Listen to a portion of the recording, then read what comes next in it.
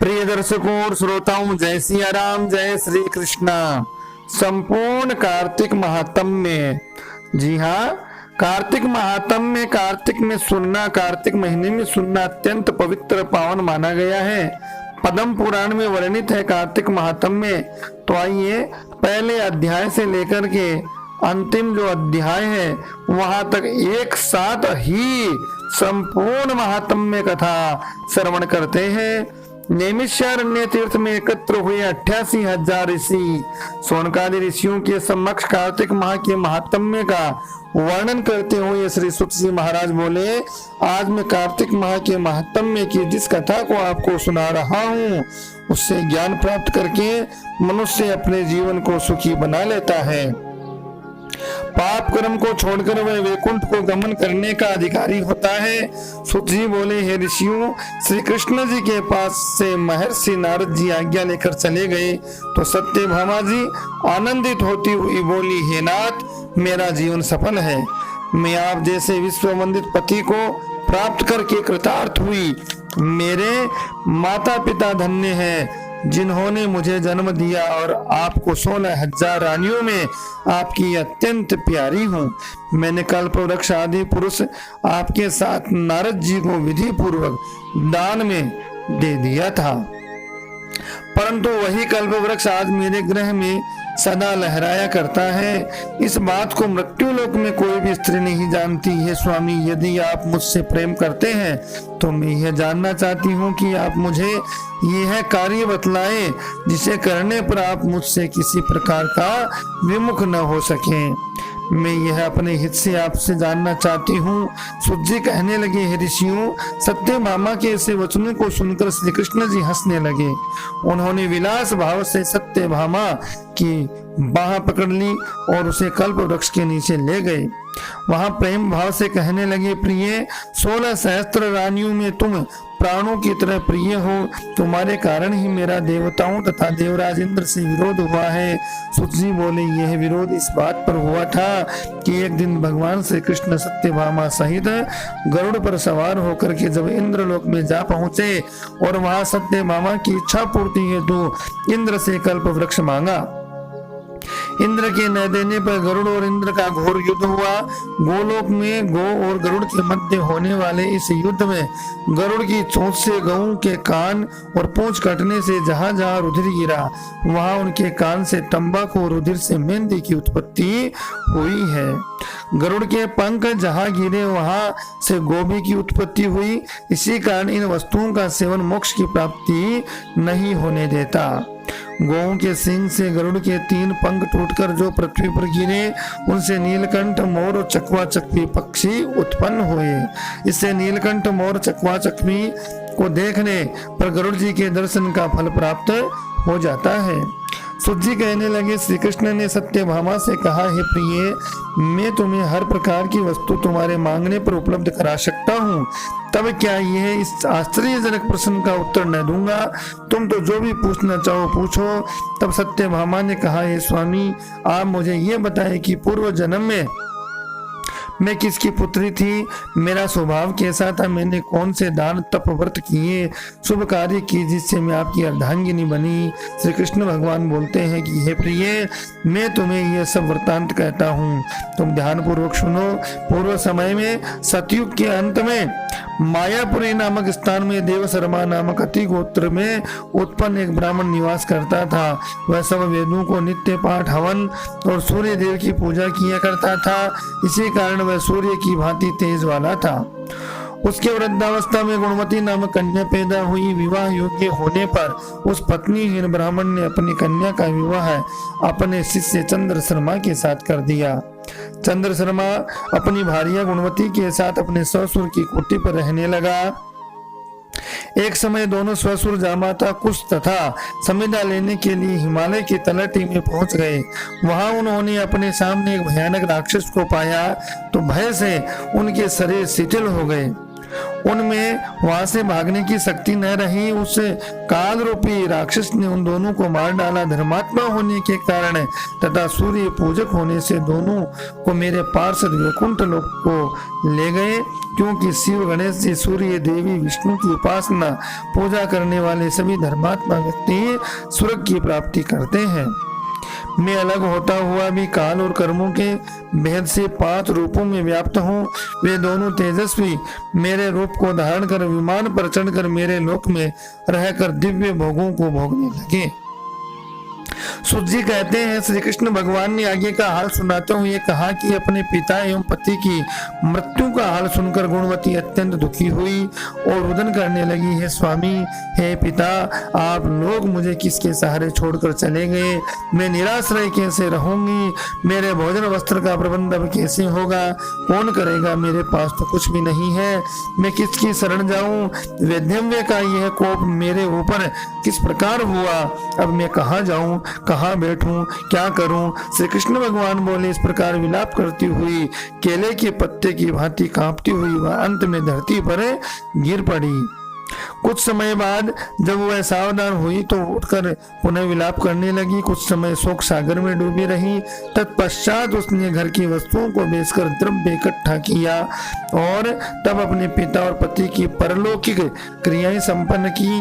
वह अपनी इंद्रियों को वश में रखे शुद्ध सात्विक जीवन उसी नगरी में बिताने लगी। वह अपने जीवन पर्यंत सभी एकादशी व कार्तिक मास के व्रत आदि को करती हुई अंत में मोक्ष को प्राप्त हुई। हे प्रिय, कार्तिक मास का व्रत तथा एकादशी के सभी व्रत मुझे अत्यंत प्रिय हैं। कार्तिक मास में तुला राशि पर सूर्य के निकलने पर प्रातः काल का स्नान बहुत महत्व देने वाला है। यह मुक्ति का दाता है। कार्तिक मास में स्नान आदि धार्मिक कार्यों से पुत्रादि संपत्ति प्राप्त होती है। विष्णु भगवान के मंदिर की सफाई, धुलाई, सातिया काटना, विष्णु भगवान की सेवा, पूजा, कथा, कीर्तन करना सुख संपत्ति और ऐश्वर्य प्रदान करता है। यदि मन में कोई व्यक्ति कम से कम 3 दिन भी प्रति वर्ष इन पुण्य कृत्यों को करता हुआ व्रत करे तो उसे जीवन में सुख शांति मिलती है। गुणवती हर वर्ष कार्तिक मास का व्रत और विष्णु भगवान का नित्य पूजन करती थी। एक समय वृद्धावस्था होने पर, दुर्बल होते हुए ज्वर से पीड़ित रहने पर भी वह कार्तिक में गंगा स्नान को गई। वह ज्यों ही पानी में उतरी अत्यंत शीत से ठिठुरने लगी। वह थर-थर कांपने लगी। वह जल में गिर गई। उसी समय गुणवती ने आकाश से विमान उतरता हुआ देखा जिस पर गरुड़ जी की ध्वजा लगी हुई थी। उस विमान में बैठकर वह मेरे समक्ष आई। जब कंस आदि असुरों के संहार के लिए ब्रह्मादिक देवताओं की स्तुति करने पर मैंने इस लोक में अवतरण किया तो मेरे साथ तुम भी आई। यथा समय मेरे गणों ने भी यहाँ दानवों के रूप में जन्म लिया। हे प्रिय, इस जन्म में देव शर्मा तुम्हारे पिता सत्राजित हैं और तथा तुम्हारा वह पति इस जन्म में अक्रूर जी है। हे सुमे, तुम वही गुणवती हो जो जितेंद्रिय रहकर तथा कार्तिक स्नान व्रत के उचित पालन से मुझको प्राप्त करती हो। तुमने जो कभी मेरे मंदिर में तुलसी का एक पौधा लगाया था वही पौधा अब कल्प वृक्ष के रूप में है। तुमने कार्तिक में जो दीप दान किए तथा मेरी सेवा पूजा की संयम नियम के साथ की, उसी से तुम में तुम्हारे गृह में लक्ष्मी का निवास है। तुमने संपूर्ण व्रत आदि पति स्वरूप भगवान के अर्पण किए, उसी फल की प्राप्ति से तुम मेरी भारिया बन सकी हो। इन्हीं के कारण तुम्हें किसी भी कारण तुम्हारा वियोग नहीं मिलेगा। हे प्रिय, यज्ञ, दान, तप आदि करने वाले मनुष्यों को तो कार्तिक मास व्रत स्नान से प्राप्त होने वाला फल का 16वां भाग भी प्राप्त नहीं होता। सुत जी कहने लगे कि हे ऋषियों, अपने पूर्व जन्म का यह वर्णन सुनकर सत्यभामा जी अत्यंत प्रसन्न हुई। श्री कृष्ण भगवान को नमस्कार करके यूं कहने लगी। सत्यभामा ने पूछा, हे भगवान, आपने कहा कि मैं काल का स्वरूप हूँ और आपके लिए काल के सभी भाग समान हैं, तब फिर ये कार्तिक मास भी आप क्यों श्रेष्ठ बताते हो? हे नाथ, मुझे ये जानने की इच्छा है कि सब तिथियों में एकादशी और महीनों में कार्तिक का महीना आपको प्रिय क्यों है? श्री कृष्ण भगवान बोले कि हे कांते, तुमने यह अच्छा प्रश्न किया। इस संबंध में तुम बेन के पुत्र पृथु और महर्षि नारद का संवाद सुनाता हूँ। नारद जी ने कार्तिक मास की श्रेष्ठता बताते हुए कहा, पहले सगर का पुत्र शंख नामक राक्षस त्रिलोकी के मथने से समर्थ न हुआ। उसने संपूर्ण देवताओं को जीतकर स्वर्ग से निकाल दिया तथा इंद्रादिक संपूर्ण लोकपालों के अधिकार अपने हाथ में ले लिए। शंखासुर ने विचार किया, मैंने देवताओं को जीत लिया तो भी वे बलवान मालूम होते हैं। वे सब वेद मंत्रों से युक्त हैं, उनके वेद मंत्रों का हरण करने से वे सब बलहीन हो जाएंगे। ऐसा विचार के साथ वह असुर विष्णु भगवान को नींद में ग्रस्त देखकर स्वयंभू ब्रह्मा जी के लोक में जा पहुंचा। वहां से वेदों को निकालकर चलने को तत्पर हुआ। उसके भय के मारे यज्ञ के मंत्र अपने बीजों समेत जल में प्रवेश कर गए। यह देख शंखासुर भी उन्हें ढूंढता हुआ समुद्र के भीतर विचरने लगा, परंतु वे वेद कहीं भी प्राप्त नहीं हुए। पीछे से ब्रह्मा जी भी सब देवताओं को संग ले पूजा की सामग्री एकत्र कर वैकुंठ में विष्णु भगवान की शरण में गए। वहां उनके जागने के निमित्त सब देवता स्तुति गान करने लगे। उनकी भक्ति से संतुष्ट होकर भगवान ने नेत्र खोले। विष्णु भगवान उनसे कहने लगे, हे देवगण, मैं तुम्हारे कीर्तन पूजन आदि से प्रसन्न हुआ हूँ।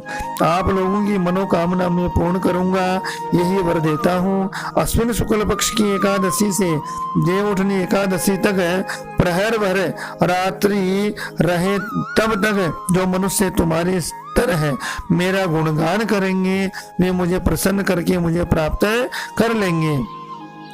पाद्य अर्घ्य आचमन आदि जो तुम मेरे निमित्त लाए हो वह अनंत गुणा होकर तुम्हारे सुख के कारण होंगे। शंखासुर जिन वेदों को हर लाया है वे सब जल में स्थिर है। मैं शंखासुर को मारकर उन्हें लाऊंगा।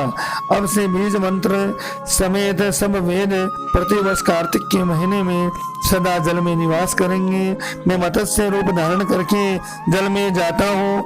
तुम भी संपूर्ण मुनियों को लेकर मेरे संग आओ। इस लोक में जो अच्छे मनुष्य प्रातः काल स्नान करते हैं वे निश्चय यज्ञांत स्नान के फल को प्राप्त होते हैं।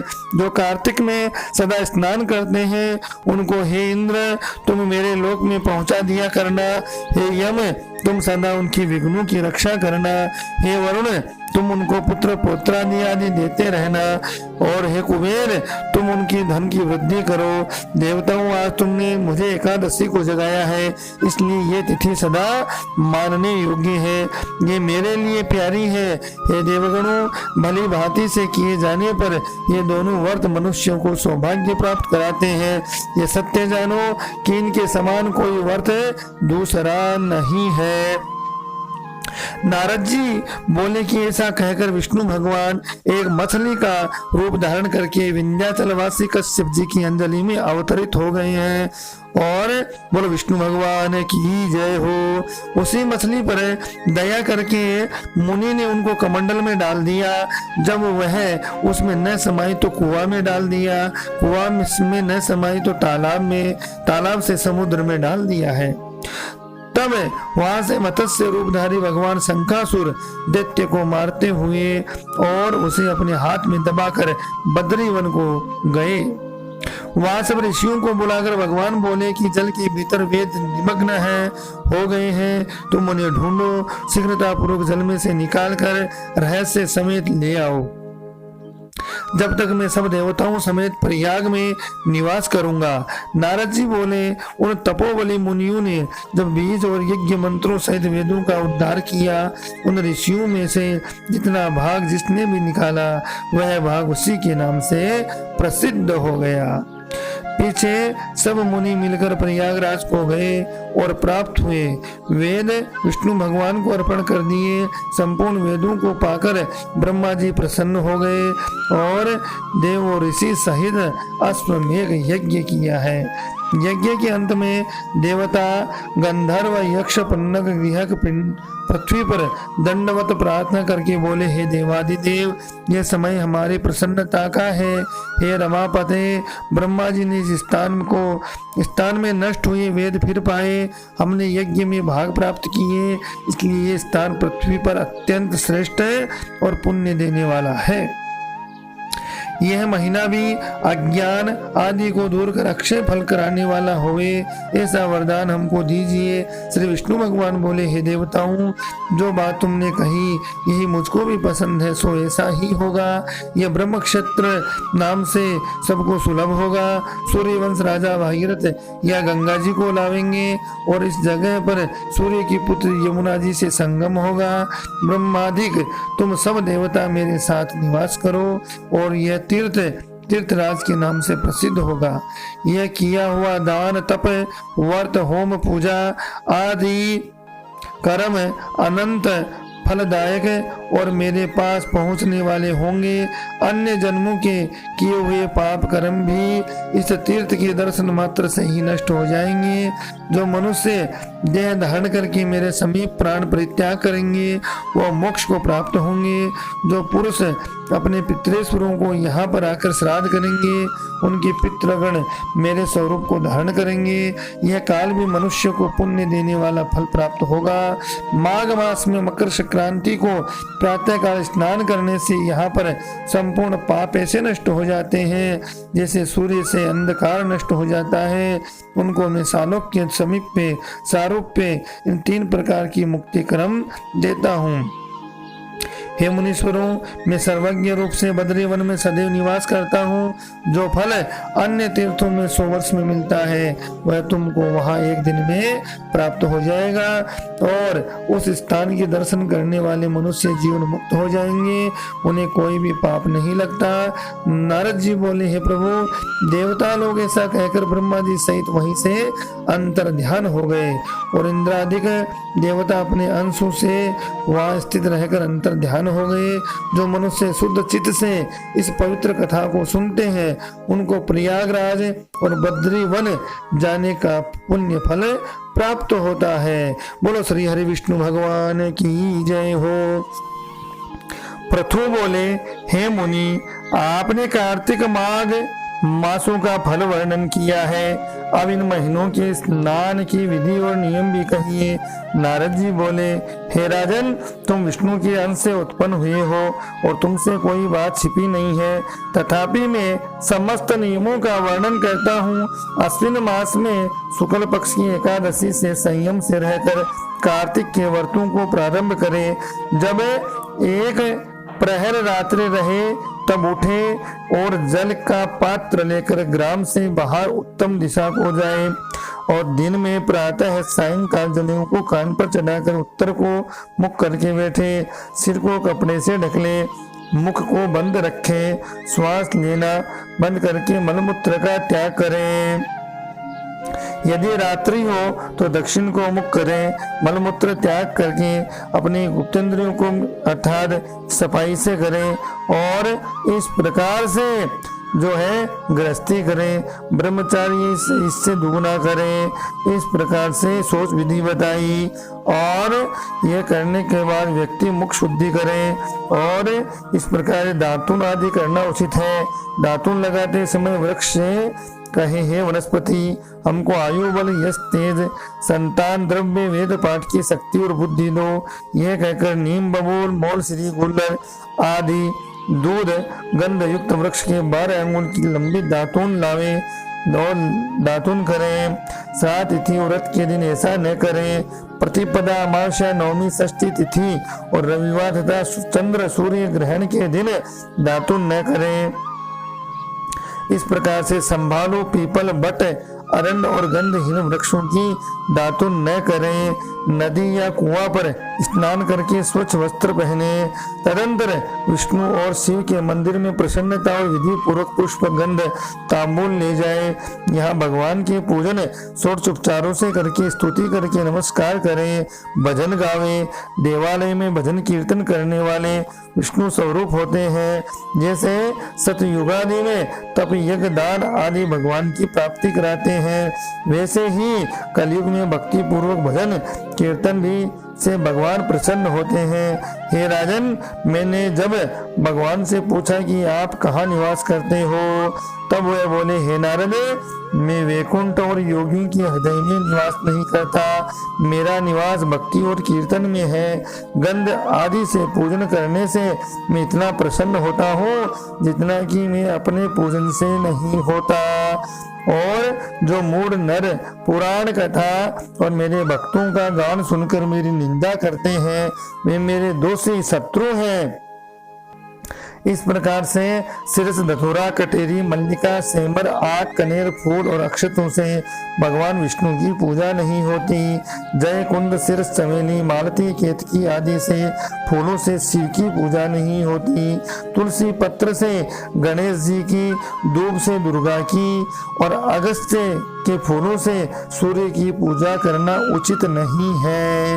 यथा योग्य विधि से देवताओं की पूजा करके भगवान से क्षमा प्रार्थना करें। हे सुरेश्वर, हे देव, मैंने मंत्रहीन, भक्तिहीन, क्रियाहीन पूजन किया है, अतः मैंने आपकी जो कुछ भी पूजा की वह परिपूर्ण हो जावे। फिर प्रदक्षिणा करके दंडवत प्रणाम करें। भगवान का कीर्तन और स्तुति उनकी प्रसन्नता के लिए करें। जो कार्तिक की रात्रि विधि पूर्वक विष्णु और शिव का पूजन करते हैं, वे अपने पूर्वजों सहित निष्पाप होकर के वैकुंठ को प्राप्त होते हैं। इसी प्रकार से क्रम संख्या से